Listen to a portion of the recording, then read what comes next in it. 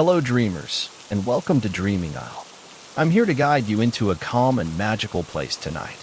Before we begin, take a moment to like this video and subscribe if you haven't already. It helps bring more dreamers to our little corner of the stars. And if you'd like, share in the comments, what's the world outside your window like right now? Now, find your cozy spot. Let go of the day, and let the story begin. The wind curled around the broken towers like a ghost unsure of where it died. Kalen sat beneath a leaning archway, the stone beneath him slick with moss, his sword resting in its rotted scabbard. He hadn't drawn it in years. Not since the last bell tolled from the Great Keep's tower, a sound swallowed by ivy and time. This place had once been a city of silver banners and singing glass. Now, it was home to no one but him, and the crows. He did not mind the crows. They came and went, left feathers near his fire, watched him with curious eyes. At dusk, Kalen climbed the western wall, as he did each evening, to watch the sun die. The world always seemed to hold its breath in those last few moments, when the sky turned red gold and the forest below shimmered like embers. He liked that, how the end of the day could still burn so brightly. Then, one evening, something strange happened. The sky cracked. Not thunder. Not storm. A crack, as if a pane of glass had shattered above the clouds. Kalen stood, heart thudding, eyes narrowed. A streak of light tore across the heavens, burning white and blue, trailing sparks like falling petals. It vanished behind the eastern ridge. And then, silence. No birds. No wind. Not even his breath dared move. He stared for a long time before finally descending the wall. Tomorrow, he would go east. For the first time in years, his sword would leave its sheath.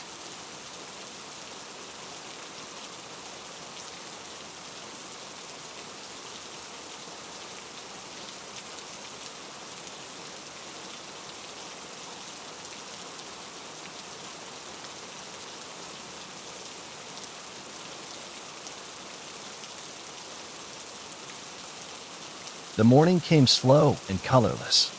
Mist clung to the treetops like old lace, and the stone walls of the keep sweated with cold.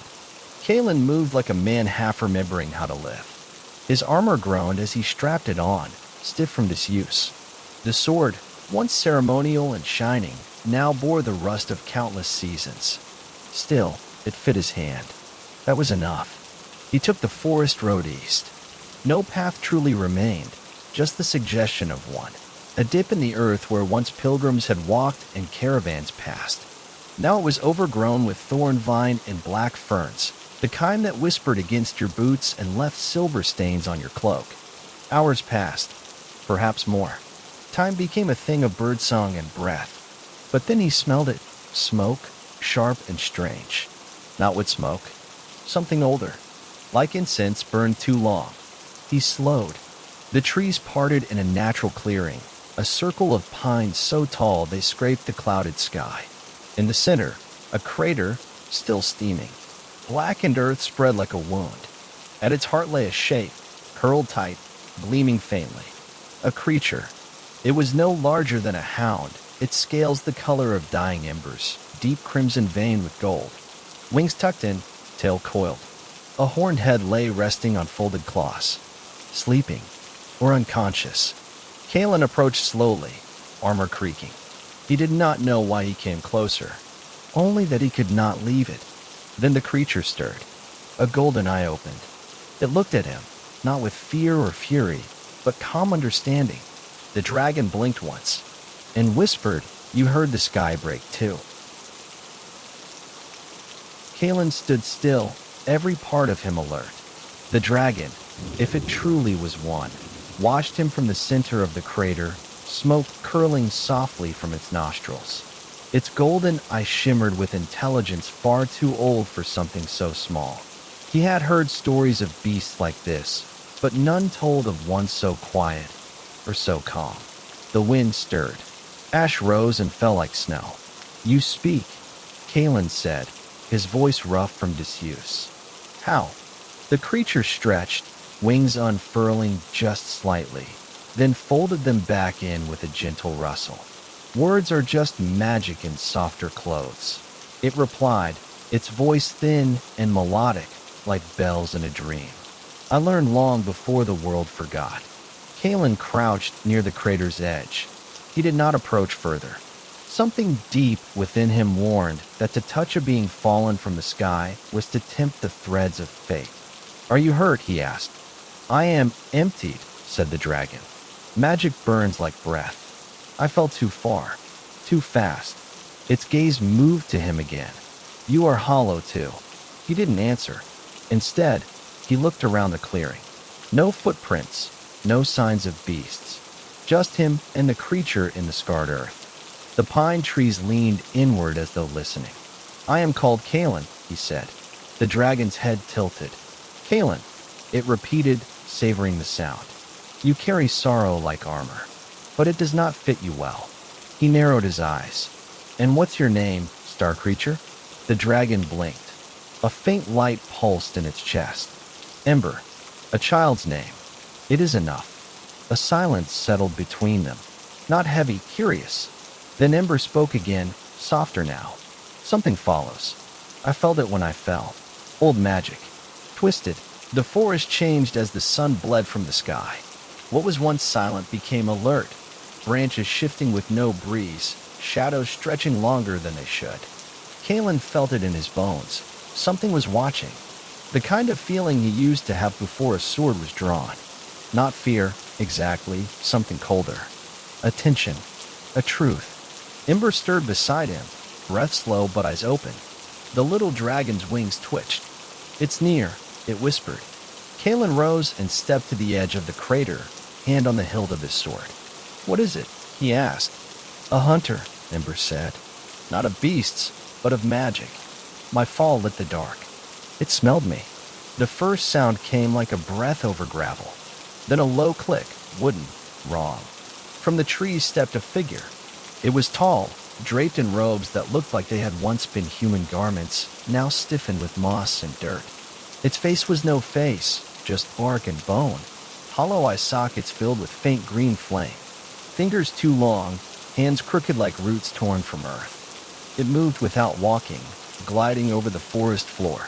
Night of dust, it rasped. Leave the flame. It is not yours to hold. Kalen did not speak. He drew his sword, slow and smooth. The blade groaned with age, as if even it remembered war. The creature laughed. A sound like dead leaves crackling. I guard what I choose, Kalen said. Ember rose, trembling slightly. Be careful, it whispered. It is called the Hollowroot, born of the withering. It feeds on magic and forgets its name. The Hollowroot tilted its head. You will be buried here, night. Your bones will feed the forest. Kalen shifted his stance. If so, he said, I will leave scars in the soil.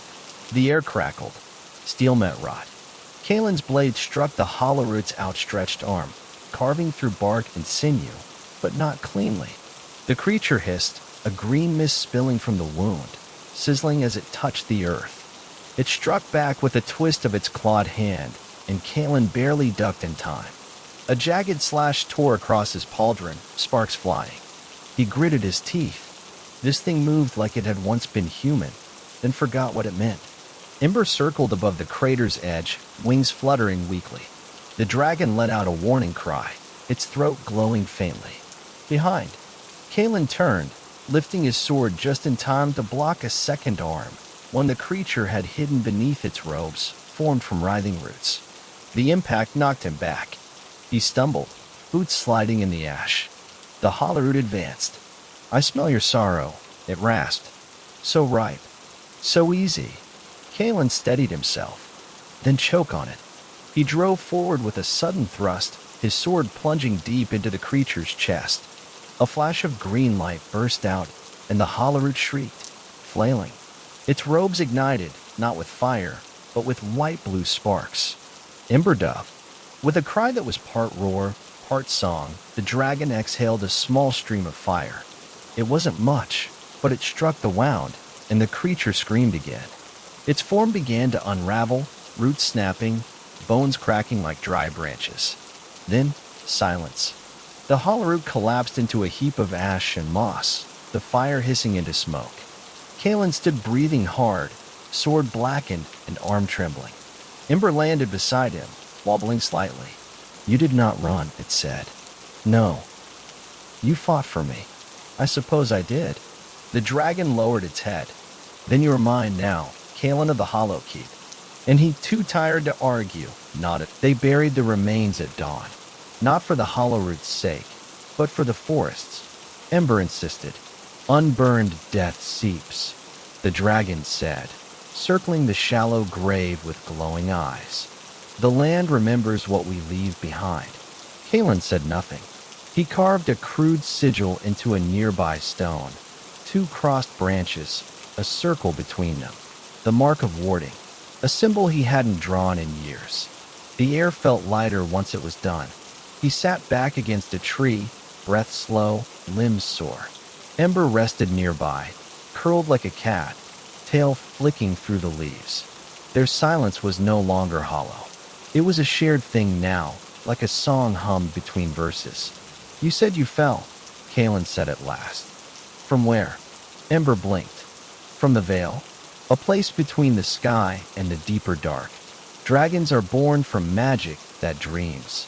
I was dreaming, and then I wasn't." He frowned. "And now you're real?" "Now I'm awake."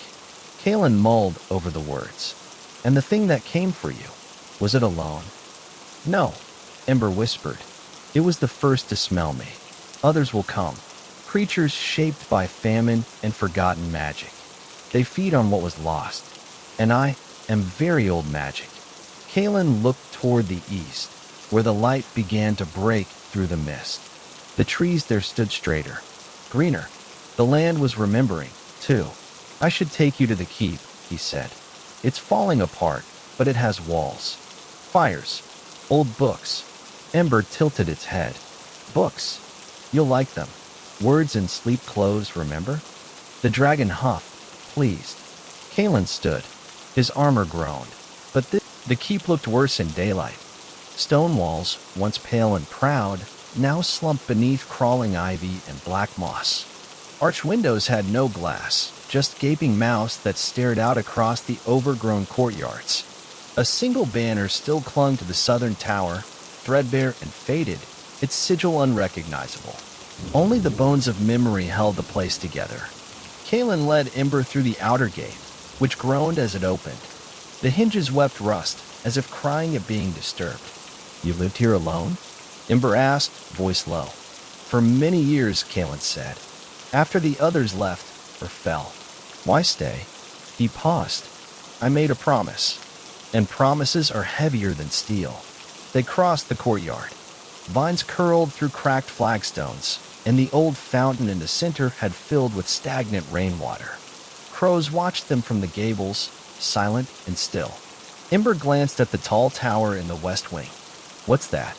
"The Hall of Ash, where we kept the last books. Warded scrolls. Old oaths." The dragon's eyes gleamed.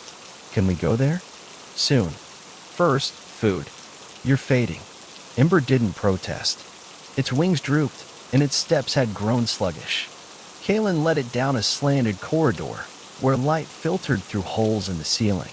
They entered a chamber with a collapsed hearth and shelves sagging under old pots and rusted tins. He knelt, rifled through a hidden compartment in the floor, and retrieved a cloth-wrapped bundle. Dried root bread, honey bark, hard cheese, still good. Ember sniffed it all with suspicion, then licked the honey bark. The Hall of Ash was quiet as a tomb. Kaelin pushed open the heavy doors with effort. Dust billowed in lazy clouds, and the scent of old paper and stone filled the air. Sunlight slanted through the broken windows and golden spears, catching on swirling motes. Shelves lined the chamber, some collapsed, others stubbornly upright. Scrolls lay in bundles, tied in fading ribbon, while books huddled in rows like monks at prayer. Ember stepped in slowly, reverently. "What is this place?" the dragon whispered. "A reliquary of knowledge," Kaelin replied. "When the kingdom fell, this hall was sealed. I broke the seal when I returned. I wasn't supposed to. Why not?" He gestured to the stone symbols carved into the arch above them, ancient runes, warding signs. "Not all knowledge sleeps peacefully." They moved deeper. Kaelin stopped before a low table, its surface littered with open tomes and brittle maps. One showed a land that no longer existed, rivers now dry, cities crumbled to myth. He turned a page of a worn book, notes in the margin, written in his own hand. Long ago, in brighter days. Ember nosed a thick volume with a cracked leather cover. It fell open, revealing a sketch of a dragon much larger than the little one, its wings arched across a sky full of stars. "Is that one of yours?" Kaelin asked. Ember stared at the drawing. "Maybe. Or maybe I was meant to become it. We are shaped by the magic we keep, and the company we keep." They wandered in silence. Then Kaelin stopped beside a locked cabinet, half buried in rubble. Behind its iron bars sat a book bound in silver chain. Ember tensed. "That one burns." "I know," Kaelin murmured. "It's not meant to be read." "Then why keep it?" He looked at the little dragon. "To remember what forgetting costs." Outside, thunder rumbled. The wind had changed.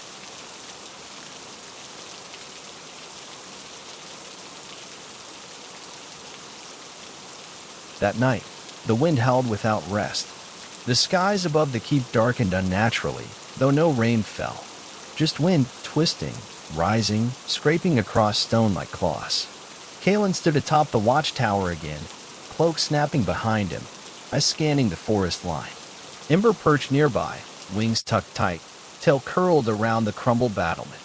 "There's something in the wind," Ember said. "Not a creature. A calling." Kaelin nodded. "I feel it too, like a bell ringing deep beneath the earth." The trees below swayed, though the branches never touched. Gaps widened where none had been. The forest was shifting. "Magic does not always roar," Ember whispered. "Sometimes it breathes." Kaelin rested a hand on his sword hilt. He hated the feeling growing in his chest, not fear, not quite. Expectation.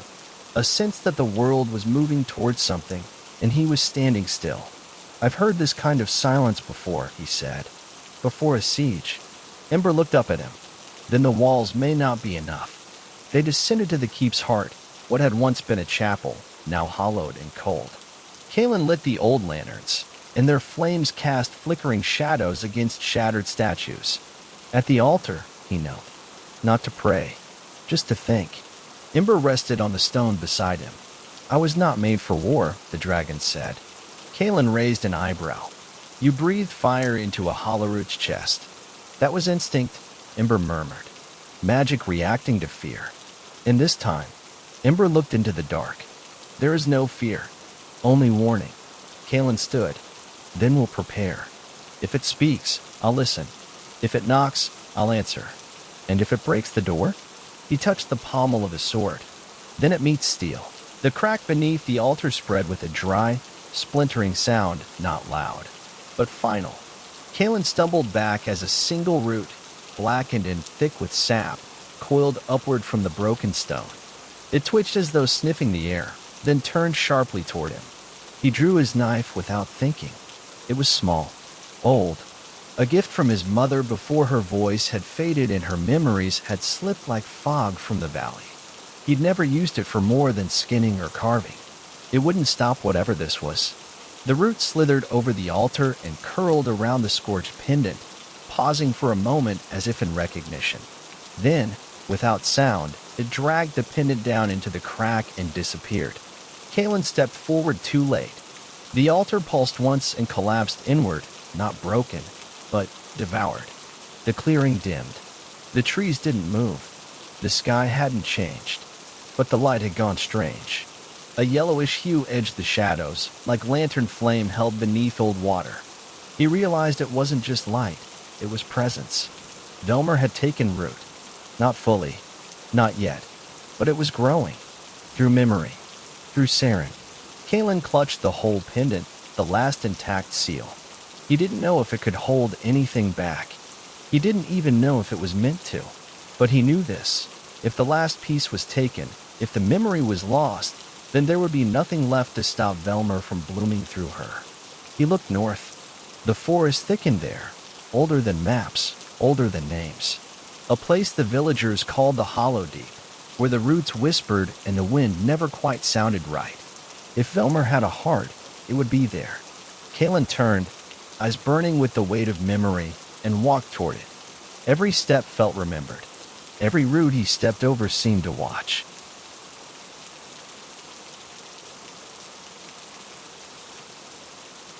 The forest thickened as Kalen pressed north, the trees rising taller, stranger. Their trunks twisted in spirals, bark gnarled like knotted fists, and leaves so dark they gleamed blue under the dimming light. No path guided him now. The ground was soft with rot and memory, every step muffled, every breath tasting of moss and forgotten things. The hollow deep.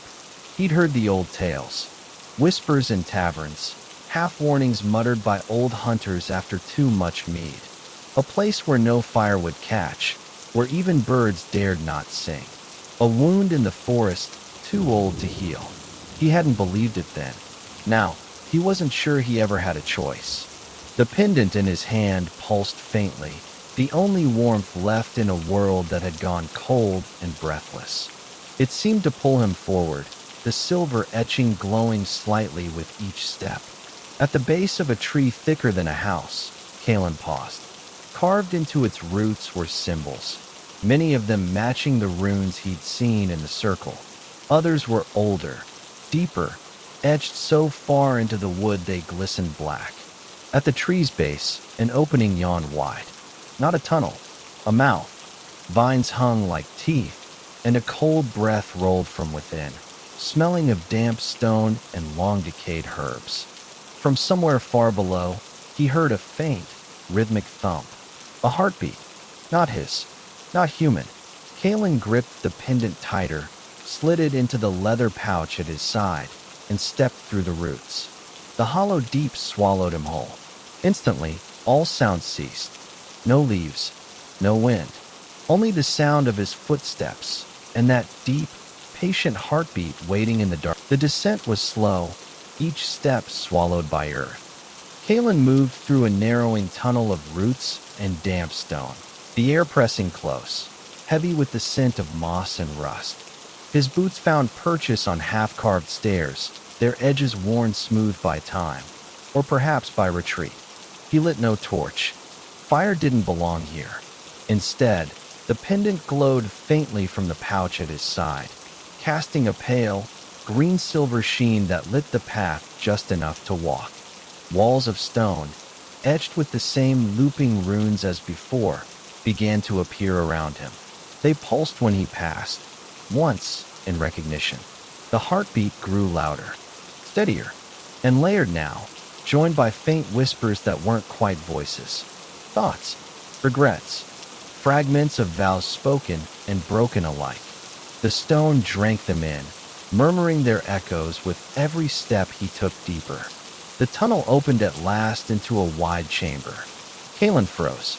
The walls curved upward like the inside of a hollowed mountain, vanishing into shadow. At the center stood a dais wrapped in root and vine. Suspended above it, unmoving, was a figure cloaked in shadowed branches. Her, Saren, or what remained of her. Eyes closed, limbs relaxed, floating as though dreaming.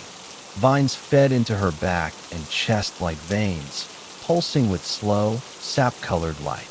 Beneath her, etched into the dais, was a massive circle of runes, 3 glowing, 1 dark. The bond, broken, and far behind her, barely visible in the gloom, a massive presence shifted. Not a creature, not quite. It was becoming. Velmer. Kalen's breath caught as Saren opened her eyes, gaze meeting his. No hunt. Kalen's pulse thundered in his ears, but the chamber remained impossibly still. The breath of the forest did not reach this place. The air here was ancient and unmoving, sealed, like a tomb that refused to forget what it had swallowed. Saren hovered above the dais, her voice a fragile thread between them. Velmer does not take, she said softly. It waits. And when you offer something, it never refuses. Her eyes, still her own, though dimmed, glowed faintly green, not with magic, but with memory. She had not been possessed. She had offered. Why? Kalen asked, voice raw. Why give yourself to this thing? Saren's gaze flicked to the dark rune beneath her. To stop it, she said. We broke the vow. It started waking. I thought, if I offered my name, my will, it would sleep again. A pause. I was wrong. Behind her, the shadow pulsed. No form, no limbs, just a presence. Watching, waiting. A great pressure that filled the chamber like a held breath, curled deep in the roots of the world. And now, Kalen asked, now it's learning to be patient. It won't take me. Not yet. It's waiting for you. His fingers brushed the pouch. The last pendant warmed against his touch. The final seal. You can leave, she said. Seal the bond. Run far. Let it stay forgotten. Or, she looked at him, truly looked, and he saw the pain beneath her calm. Or take what I offered. Pull me free. Bind it again. But it'll cost you. What? Your name. A beat. You'll be forgotten, Kalen. To the world. To yourself. Kalen's grip tightened around the pendant in his pouch. It pulsed like a second heartbeat, fragile and insistent. The weight of Saren's offer pressed down on him like the roots above, ancient, heavy, final. To save her, he would have to give up everything that made him him. Not die, something stranger, to be erased gently. His footsteps echoed as he stepped closer to the dais. The chamber didn't stop him. Velmer didn't reach out. It simply waited. The sort of waiting that didn't fear time, because it had already devoured so much of it. I remember our promise, Kalen said. Saren's eyes softened, just barely. I was the first to falter, she replied. I thought I could hold the weight alone. You shouldn't have had to. He removed the pendant from his pouch and held it out. The green-silver light flared brighter, washing the walls in swirling runes that pulsed with recognition. The rune circle below, Saren responded. 1, then 2, then all but the broken mark began to glow in rhythm. Then you choose? Saren whispered. I don't know if it's right, Kalen said, but I know it's ours. And with that, he stepped into the circle. The vines reared back like startled snakes, but they did not strike. The dais vibrated. The chamber trembled. Velmer moved again, not forward, not attacking. Anticipating. The pendant in Kalen's hand turned hot, the light now unbearable, until it melted away into his skin, leaving behind nothing but warmth. The runes flared. Saren fell, and Kalen caught her. For an instant, just one breath, he thought they had done it. That she was safe. That it was over. Then the pain struck. Deep. Silent. Not of body, but of self. His name burned in his... He woke beneath the roots. Not from sleep, but from unbeing. The stone dais was cracked beside him. The air was still, damp with old breath. Moss curled along the walls like fingers drawing patterns across forgotten pages. The figure on the floor nearby stirred. Saren, whole again, unbound by vines. Her breath slow but steady. He sat up slowly. Everything felt familiar, and yet hollow.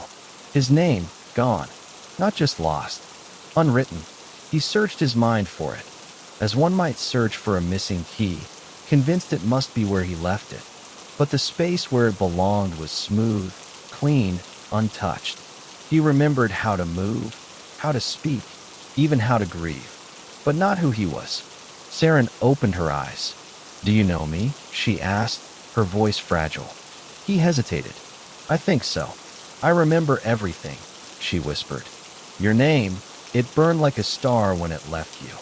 She touched her chest, where the vines had once fed. You gave it up for me. I think I did.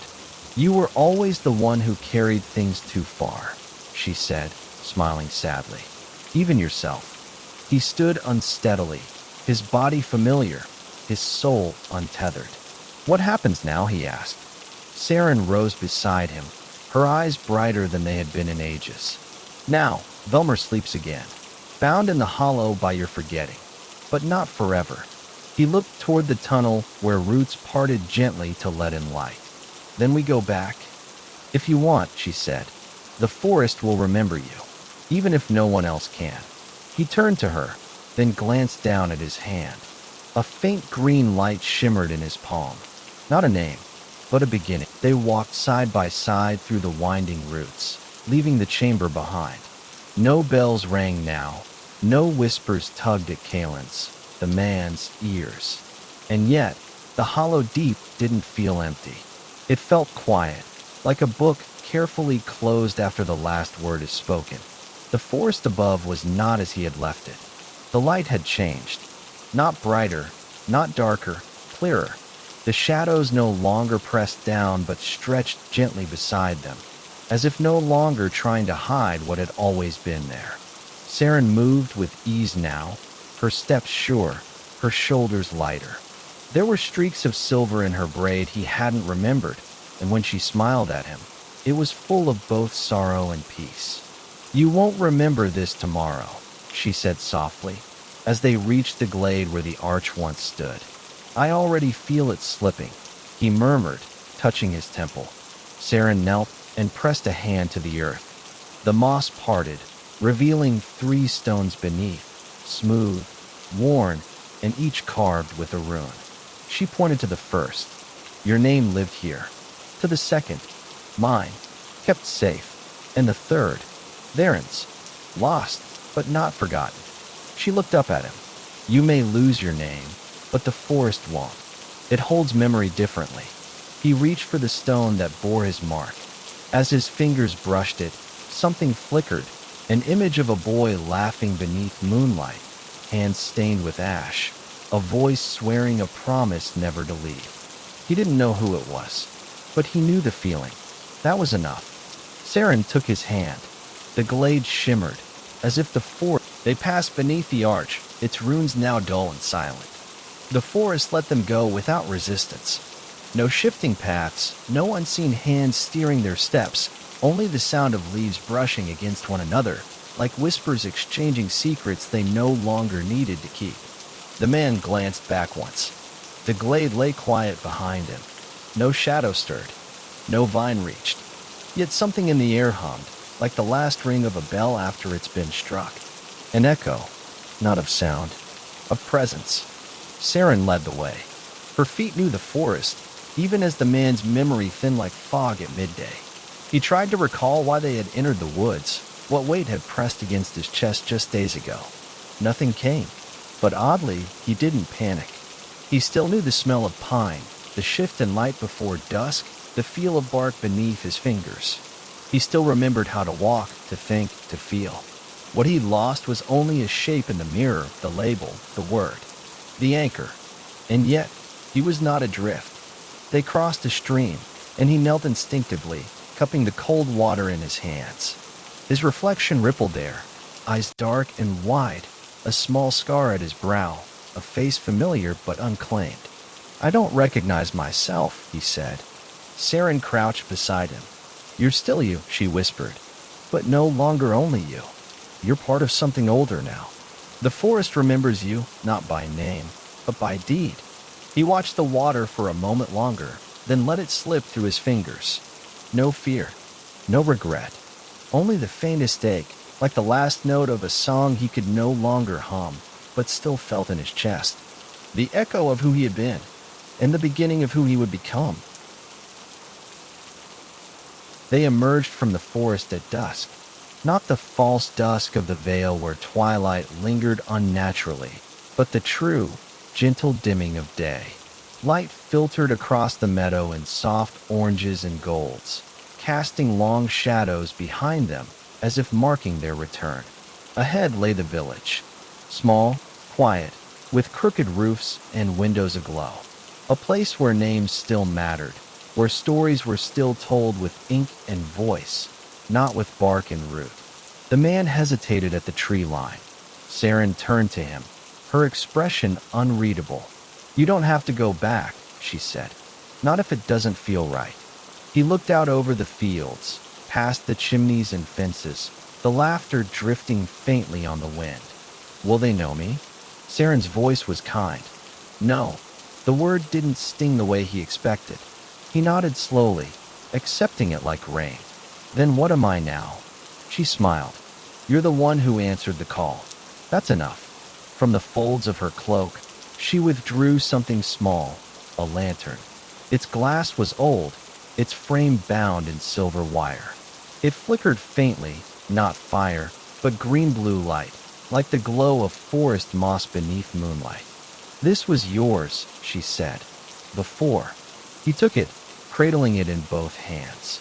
It pulsed gently as his fingers touched the metal. It recognized him. No name etched its side. No mark to say who it belonged to. Just light. He looked back at the woods, the trees now still, the shadows long and quiet. The forest had taken his name, but it had left him something in return. A lantern, a path, a silence that was no longer empty, and a story still unfolding. The village welcomed dusk with the slow rhythm of oil lamps and shuttered windows. Smoke curled from chimneys, children's voices faded into quiet, and doorsteps glowed with the soft light of familiarity. It should have felt foreign, but something in the man stirred as his boots touched the cobbled path. He followed Saren through the winding streets. No one looked up. No one paused. Yet a few faces twitched with the confusion of half-remembered dreams, their gazes lingering a moment too long, as if seeing someone who should be known, but wasn't. She stopped before a small cottage. Weathered stone, ivy-covered roof, and a crooked windshield that clinked softly in the breeze. The lantern in his hand pulsed once. He didn't remember this place, but the door remembered him. Saren stepped aside, offering the threshold with a nod.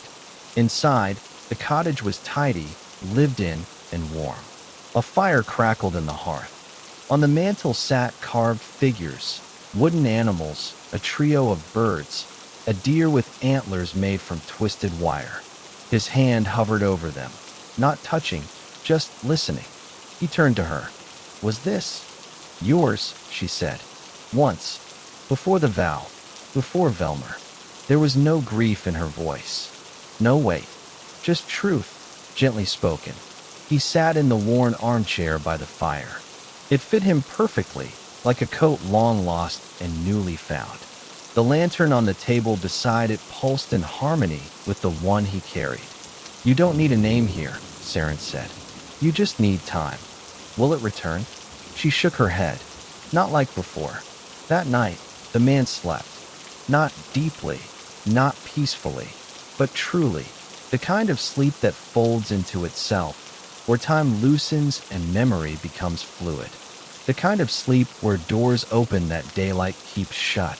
In the dream, he stood once more in the forest, but it wasn't the hollow deep, nor the path he'd walked beside Saren.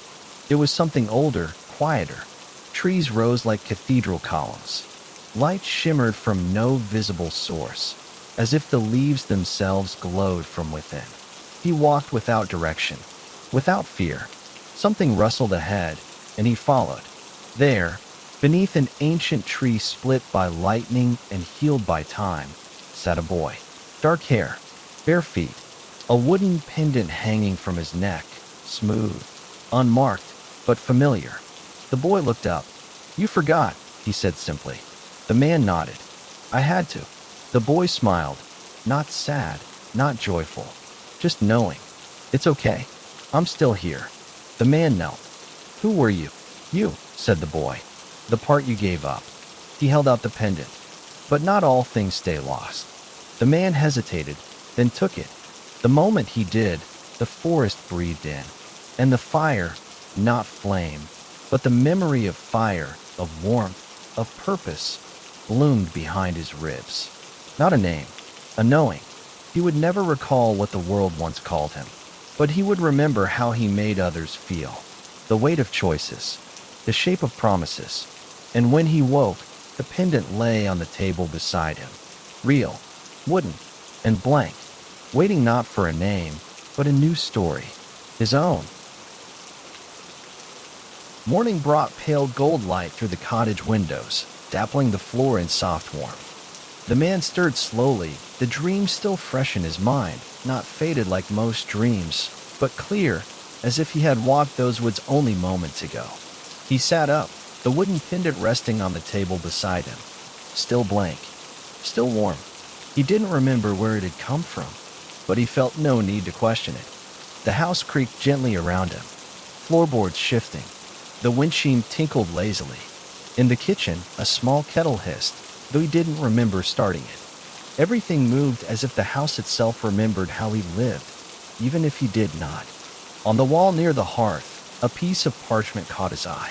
A map, faded at the edges, curled from age, but detailed. It showed the village, the bordering forest, and beyond that, the deeper paths, the hollow deep marked only with a soft, inked spiral. But something was new.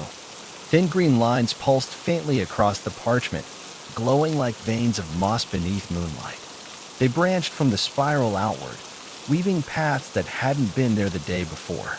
They were growing, alive, as if his journey had carved them into the world itself. Each step, each choice, now written into the earth. He stepped closer.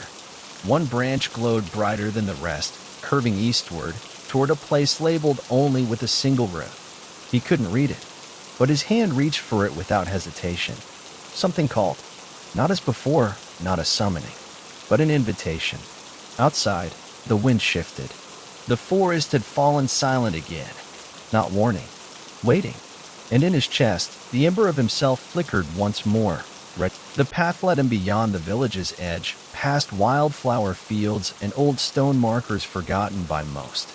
No one stopped him. No one asked where he was going.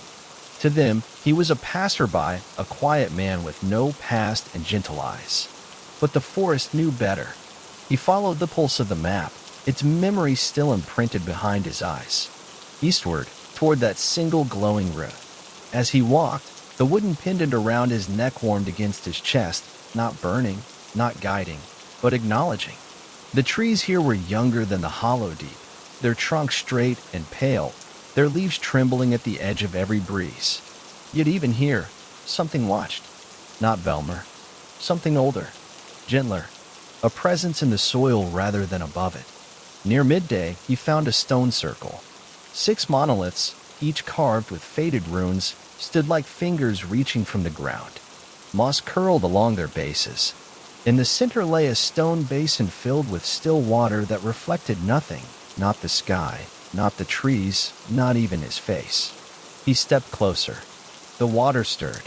A single image rose, a child's hand placing the blank pendant on the very same basin. Then another hand, older, worn, placing a stone beside it. The image flickered. A voice, faint and low, echoed from beneath the stone. Names are weight, it said, but stories are roots. He touched the water. It accepted his fingers like memory, cool and knowing. Another image bloomed. Himself, walking the woods, nameless and whole, the pendant glowing brighter with each step. Not with who he was, but with who he was becoming. The wind shifted again. The forest to the east grew darker. A new story. He left the stone circle with the image still flickering in his mind. Not sharp like memory, but warm like a dream that lingers on the skin. The voice in the basin had spoken truth. Names could be lost, but stories rooted themselves in the world, in others, in action. And now, he walked as one remembered not by title, but by deed. The trees changed as he moved eastward. Their bark gleamed faintly, like polished bone. Flowers with silver centers bloomed along the trail, petals turning to follow him. The air was thick with the scent of elder leaves and something fainter, like parchment and ink left near a fire. The trail narrowed, and then he saw it. A gate, wrought of twisted roots and golden thread, stood in the middle of the forest with no wall to flank it. Floating just above the ground, the gate pulsed softly, as if breathing. Along its edge, words shimmered, not in any language he recognized, but he understood their meaning. Enter, bearer of forgotten truths. Your story is ready to meet you. He stepped closer, fingers brushing the air where the gate shimmered. The wooden pendant at his chest pulsed once, bright, bold, and then stilled. The gate opened without sound. Beyond it lay a forest alive in a way he hadn't felt since before the vow. Trees shaped like spirals, ferns that curled toward his steps. In the distance, faint laughter, not cruel, Not mocking, welcoming. A village? A memory? No, a place. The gate dissolved behind him like mist in morning light, and the forest ahead bloomed wider, warmer. This was no ordinary woodland, no wild thing bristling with ancient magic or slumbering danger. This forest was listening, and every step the man took was answered, not with sound, but sensation. The press of wind against his shoulder, the slow curl of vines clearing his path, the low hum of moss beneath his boots, resonating like distant music felt in the chest. He didn't speak. He didn't need to. The grove understood him not in words, but in weight, in the shape of what he carried and what he had chosen to leave behind. After some time, the trees parted, and there, nestled between spiraling trunks, was a clearing dotted with stone seats arranged in a circle. At its center, a pedestal of woven branches, and atop it, an open book with no ink on its pages. Blank. Waiting. He stepped into the circle, drawn without hesitation. As his feet touched the earth inside it, the grove stirred. Leaves rustled overhead in no breeze. Light pooled downward in shafts, silver and still. And the book turned a page on its own. His hands hovered over it. The wooden pendant glowed softly against his chest, not burning, not pulling, simply present. He placed his hand on the open page. The parchment warmed, and then slowly, gently, words began to write themselves. Not his old name, not his old life, but moments, memories, the sound of Saren's voice in the hollow deep. The book turned its own pages as if in rhythm with his breath. Each fresh leaf bloomed with quiet lines, written not in black ink, but in a soft, glimmering green that shimmered like dew on early leaves. The words weren't forced from him. They rose through him, not recollections, but recognitions. Moments that had meaning, shaped not by titles or legacy, but by the weight of choices. His steps into the hollow deep, Saren's voice cracking through the roots. The moment he surrendered his name not in fear, but in hope. The book did not demand a full story all at once. It invited it, page by page. Behind him, the grove had grown still again, not empty, but satisfied, like a room where someone had finally spoken aloud what was always meant to be heard. Then, from the edge of the circle, a figure stepped forward. Old, wrapped in bark-colored robes, with skin like polished root and eyes like dark sap. The figure said nothing, only bowed gently. In his hands, he held a staff, not carved, not crafted, grown. At its top, a hollow ring cradled a single crystal, green and silver, matching the glow in the pendant on the man's chest. The elder offered it without question. The man took it, not as a gift, but as recognition. Another page turned. When he spoke, it was not with voice, but with the way he stood, with the silence that followed. And as he stepped from the circle, staff in hand, the grove shifted again. Trees bowed ever so slightly. The wind curled inward. The book closed itself slowly. The forest opened for him, its pathways unwinding like old yarn released from tension. Each turn brought not uncertainty, but calm. Trees arched above, forming canopies that whispered with welcome rather than warning. He walked now with the staff in hand. It wasn't a weapon. It wasn't a tool. It was a reminder of the vow once broken and remade, of the silence that saved a friend, of the ember of a name that had burned away so that something deeper might take root.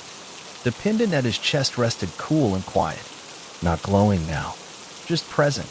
He passed a stream where silver fish shimmered like coins in motion. A bird with feathers the color of clouded moonlight landed on a branch above him, chirped once, and flew off again. Everything here acknowledged him, but nothing asked of him. He was a part of it. At a small hill crowned by a circle of birch trees, he stopped. Something tugged at the edge of his awareness, not pain, not urgency. A quiet call. He climbed the slope slowly, feeling each footstep stir the moss like breath. At the top, a single stone, uncarved, unmarked. He placed his hand on it. Nothing happened. No light, no sound. But inside, something shifted. A warmth blooming in his chest, a thread pulling gently through his ribs. And then faintly, he remembered something. Not a name, not a face, just the way sunlight felt on his skin the day they made the vow, and the way Theron laughed when he tried to skip stones. He smiled. The book had written what it could, but now his steps would write the rest. He was no longer the boy who feared forgetting. He was the wanderer of the forest. He descended the hill slowly, the wind brushing against his shoulders like a cloak drawn close. The world no longer felt like something to recall or understand. It felt like something to meet, moment by moment. There were no markers, no road signs, only the feeling of the path beneath his boots and the quiet awareness that every step made the trail real. As he moved, he passed through places others might have missed, a grove of trees that hummed when he passed, leaves fluttering in wordless greeting. A pool so still it reflected the sky even when clouds passed before the sun. A fallen log that pulsed faintly with light as he stepped over it, like an old creature recognizing kin. He came to a fork in the trail. One path dipped downward, into shadowed marsh where dragonflies danced like sparks above the water. The other curved upward, toward dry ridges scattered with wind-worn stones and thorny bramble. He didn't hesitate. He walked between them, where no clear trail lay. Not out of defiance, not out of pride, but because his path wasn't one to follow, it was one that unfolded. Behind him, faint impressions marked the ground, not footprints, but echoes. Moments, choices, tiny pulses of presence. The staff hummed faintly as he walked, and he realized that the runes now etched along its shaft were not ones he had read, but ones the staff had grown in response to him. His story wasn't being written by hand or word. It was being etched by being, not to be remembered, but to remain, in wind, in moss, in stone. The forest did not keep names. It kept those who meant something, and he did. Evening crept in slowly, gold slipping into blue as the sky turned soft and shadowed. The man found himself on a ridge where the trees stood thinner, their limbs reaching toward the last rays of light. The air grew still, not heavy, not silent, just listening. He paused beside a tree older than any he'd yet seen. Its bark was silvered with age, wide and ridged like the spine of some slumbering beast. The staff in his hand vibrated gently as he neared. There were marks on the tree, not carved, not natural, grown, spiraling lines like a language not meant to be read but felt. He placed a hand upon them, and as he did, a low tone rose from within the trunk, deep and resonant, not unlike the hum he'd heard in the hollow deep. But this was different. Not a warning, a song, soft, slow, rooted in memory. It wasn't words, but it told a story all the same. Of footsteps on wet leaves, of laughter shared between children beneath a harvest moon, of a promise whispered too quietly to last, but remembered nonetheless. His fingers curled against the bark. He remembered no face, no voice, no name. But he knew this feeling. Love, not romantic, not distant. The kind of love that binds stories to trees and songs to bark and feet to the earth long after the body has moved on. When the song faded, the tree left behind a mark where his hand had touched, not a scar, but a shimmer, a reflection, his presence, acknowledged. He stepped back, not alone. The forest did not speak in voices. It spoke in echoes, and tonight it had sung his.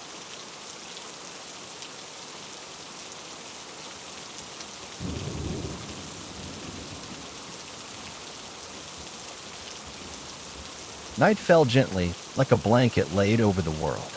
The stars peeked through a patchwork sky, dim and soft, as if even they were watching in reverence.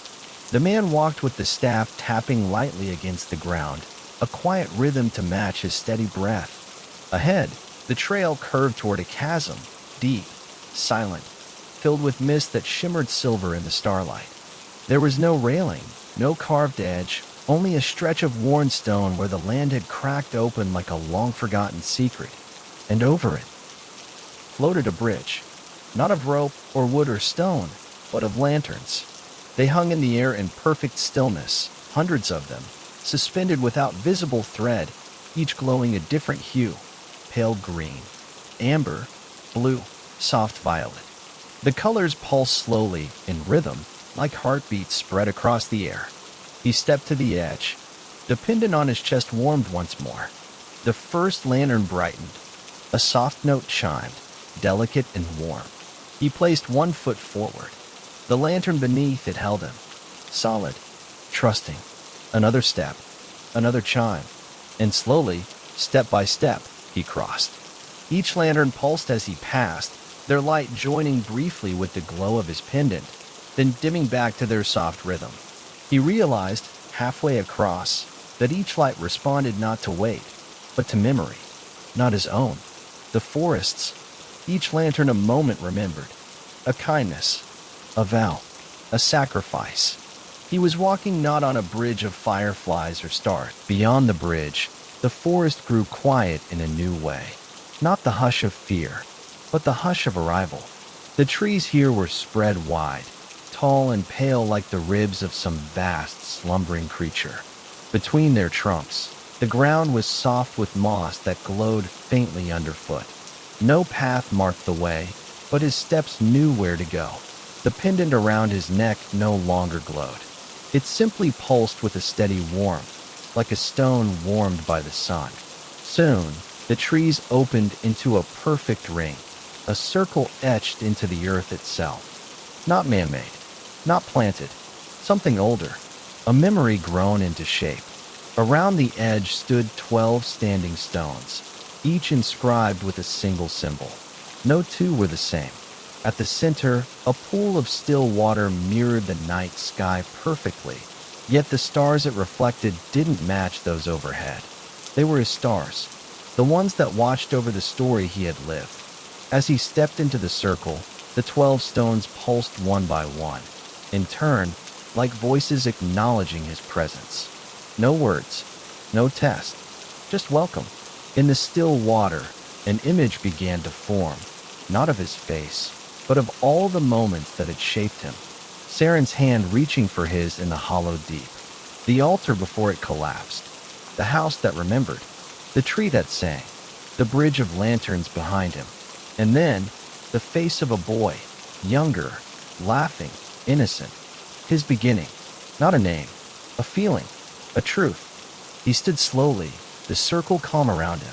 The water's surface stilled once more, leaving no reflection, no memory, just openness. His fingers hovered above it, no longer searching for answers. He had become one.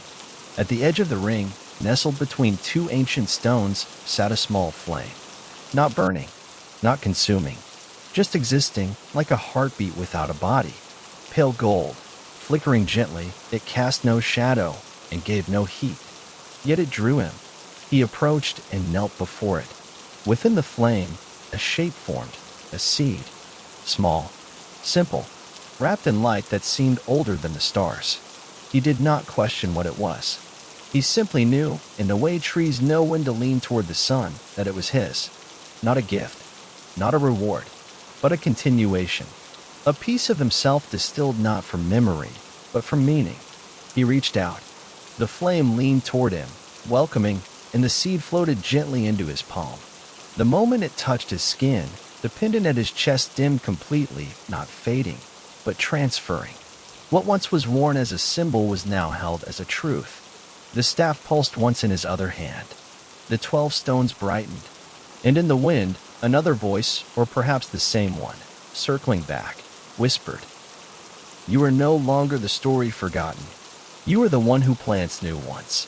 He closed his hand around the seed. It didn't burn. It glowed. A warm promise. A quiet power. A single truth waiting to be sown. The forest had watched him walk. Now, it would follow where he grew. He left the circle in silence, the seed held gently in his palm. The forest did not darken behind him. It didn't fade or vanish. It simply watched, not as a guardian, not as a keeper, but as a witness. The path ahead wasn't marked.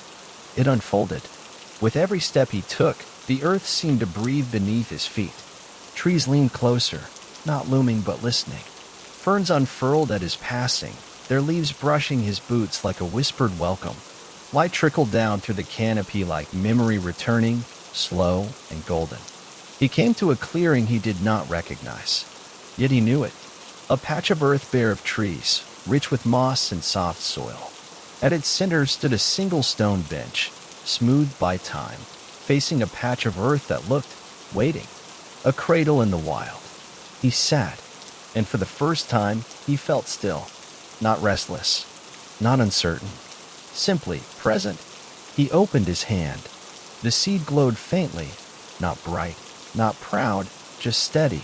It pulsed once, and for a moment, he thought he heard a voice. Not in words, but in feeling. A beginning. He knelt and pressed the seed into the soil. The earth accepted it without resistance. No shimmer, no flash, only warmth spreading through his fingers and up his arms like sunlight through roots. And then silence. But not the silence of absence. The silence of growth. He stood again, watching the soil, knowing whatever would come next would not bloom in haste. It would take time, like all true things, like stories. No plaque would mark this place. No name would be spoken. But one day, the forest let him pass like a breeze through tall grass, untouched, unchallenged, welcome. Behind him, the seed slept gently beneath the earth. Ahead, the trees stretched tall and quiet, their branches curved like arches in a great cathedral of green. He walked not as one searching, nor as one fleeing. He walked like one who belonged. Birds called softly overhead. Somewhere, a stream murmured through stone. But above all, it was the wind that spoke most clearly now, no longer a whisper, no longer a question. A voice, low and endless, moving between bough and leaf. It didn't say his name, but it told his story. And more, it carried it. As he stepped onto a narrow ridge of stone, the wind curled around him like an old friend. He paused, listening not with ears, but with the bone-deep stillness he had learned in the hollow deep. There were voices in the wind, now. Not words. Not ghosts. Rememberers. A child laughing somewhere in the distance. A soft hum from someone mending a coat in a house where he'd once slept. A lantern glowing in the hands of another traveler, walking a path that had only existed because he once walked it. The wind carried them all. In him, he looked out from the ridge. Beyond the forest, the horizon opened, rolling hills painted silver by starlight, rivers like threads of memory weaving through shadow and stone. In the far distance, lights scattered like fireflies, signs of villages and stories still unfolding. Not waiting for him, but open to him. He took a breath and stepped forward, and the wind, ever kind, followed, carrying no name, only a presence, only a story. And somewhere behind him, a tiny sprout broke the soil, its first leaf opening, toward the sky. Night deepened as he walked, but darkness never quite settled. The stars above shimmered brightly, and the earth below glowed faintly in places, moss lanterns, moonflowers, stones warm from ancient magic. The wind kept close beside him, not driving, not pulling, just walking too. Eventually, he found a rise in the land, a knoll half-wrapped in ivy, its top flat and clear. A place to rest. Not because he was weary, but because the moment invited stillness. He sat, not with purpose, just to be. He placed the staff beside him.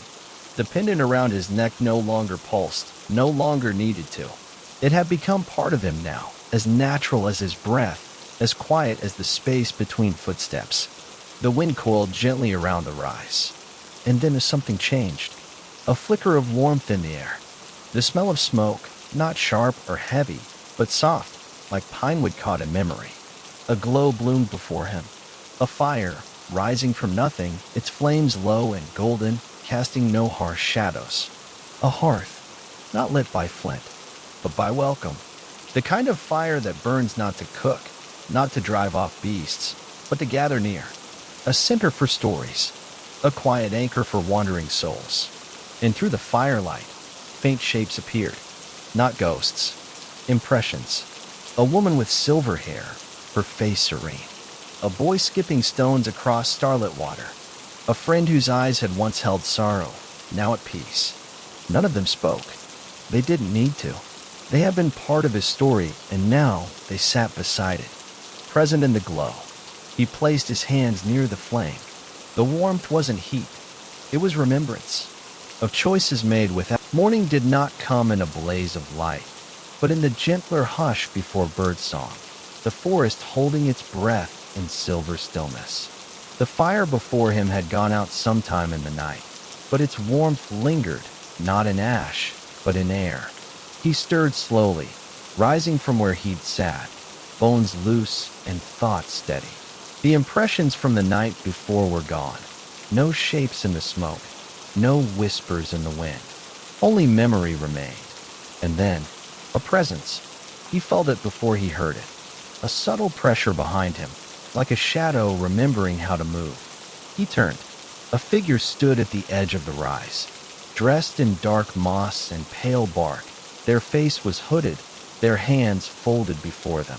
No staff, no pendant, no markings. Yet somehow, they felt known, as if their story curved alongside his like a parallel thread. No footsteps had announced their coming. They simply were. He tilted his head, a question forming without words. The figure stepped forward. "You've walked long," they said, a voice neither male nor female, not old nor young, just steady. And now the forest listens. The man said nothing. There was no need to interrupt listening. The figure reached into their robe and withdrew a bundle wrapped in green silk. "This is not a gift," they said, placing it beside the cold hearth. "It is a mirror." He unwrapped it carefully. Inside was a journal, blank, soft leather cover, forest brown, with a single rune pressed into the corner, a symbol he recognized not. He carried the journal as he walked, its weight light in his satchel, but steady, as though the forest itself pressed gently through its cover. The wind remained close, a quiet companion, rustling leaves, nudging ferns, lifting the corners of the pages when he paused. By midday, he reached a grove unlike any before. No grand trees, no twisted roots, just wide stumps, smooth flat like tables, scattered across a sun-dappled clearing. Upon each rested books, hundreds of them. No shelves, no ceilings, no boundaries. Just a library grown beneath the open sky. He stepped between them, each stump glowing faintly beneath its load, some bound in bark, others wrapped in silk or vines, a few no more than sheaves of pressed leaves tied with moss. Every book was different. Every book was alive, not in the way of breathing, but in the way of remembering. He opened one, drawn without question. Inside, stories written in looping script, unfamiliar but readable. A tale of a woman who could speak to moonlight, of a boy who asked a mountain for its name and waited 10 years for an answer, of a beast who shed its teeth to grow trees. He closed it gently and moved to another. This one bore only single lines, scattered like footprints on a quiet path. She wept once and fed the river. He stayed even when the storm didn't. No one remembers the gatekeeper, but every story passed through him. He smiled, not because he knew these people, but because he understood them. He reached into his satchel and withdrew his own journal, still blank but for one line. He wrote until the sky began to dim, not from sunset, but from the soft drawing in of twilight, that quiet moment where everything seems to pause between one breath and the next. The wind held still as he lifted his pen, reading over the last line he had written. He did not remember the name he gave up, but he remembered why it was worth giving. The page glowed faintly for a moment, as though the ink had sunk deeper than paper, as though the words had rooted themselves. He closed the journal gently and placed it on the stump before him. There was no ceremony, no whispering crowd of leaves, just stillness. And then, one of the library's stumps shifted. Slowly, reverently, its bark twisted upward and out like petals unfolding. In the center, a hollow formed, just wide enough for one book. His. He stood in silence as the journal lifted on a breath of wind and nestled itself into the waiting space. Moss grew instantly around it, gentle tendrils curling to hold it in place. The stump glowed once. The forest had accepted it, not as a record of fact, but as something truer, a story that had grown honestly, step by step, root by root.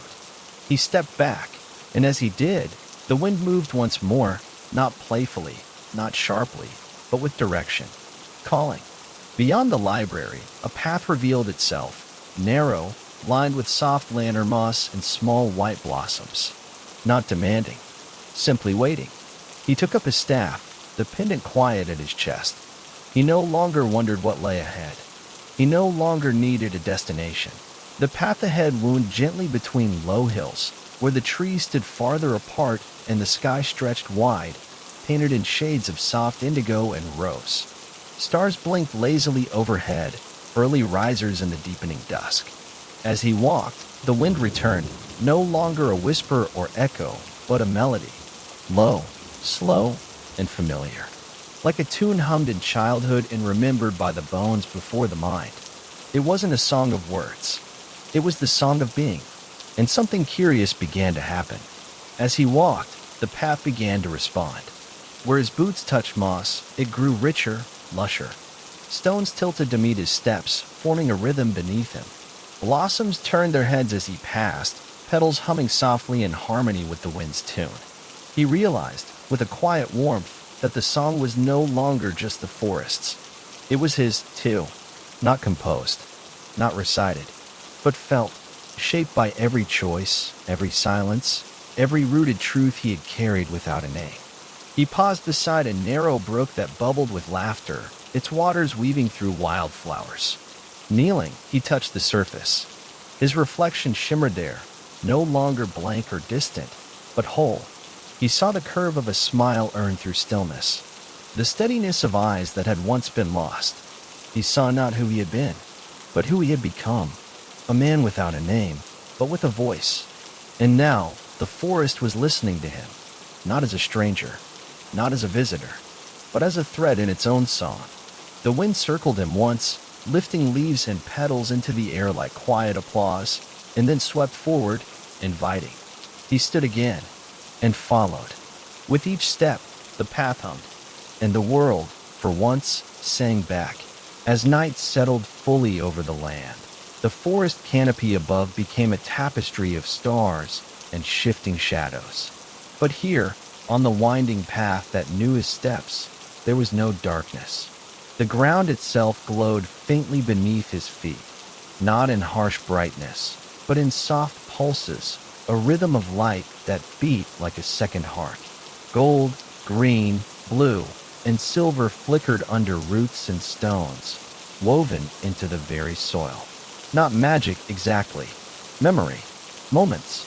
Each step recalled something he had done, not by image or sound, but by light.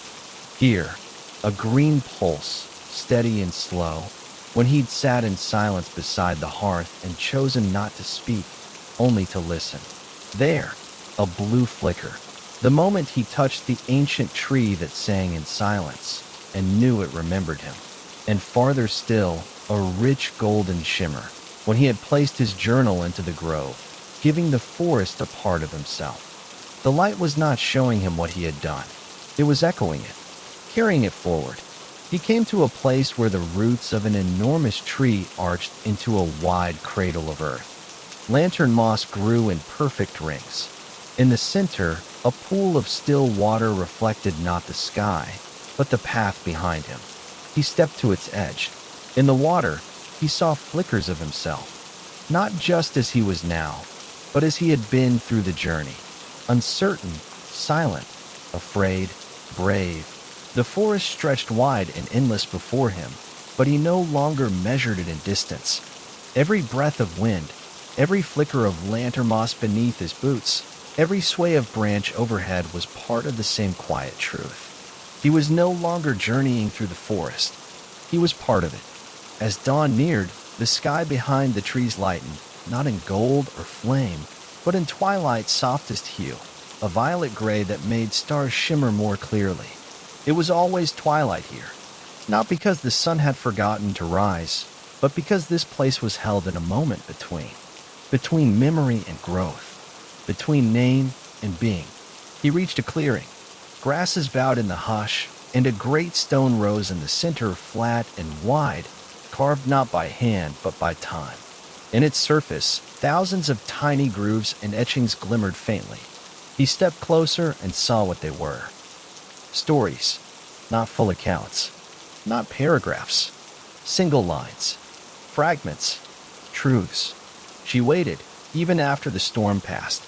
He built nothing, but gave everything a place to grow. No one remembered his name, but the earth did. He found space between them, and the wind curled at his side. He placed a hand on the stone. He did not write with pen. He did not speak aloud. He simply was, and the stone accepted that. A single new line appeared, softly glowing. He walked without a name and left the forest full. He smiled, not because it was an ending, but because it wasn't. He turned. The wind rose gently around him, playful now. There was another hill ahead, another grove, another voice waiting to be heard. He took a step, and the story walked on. The end.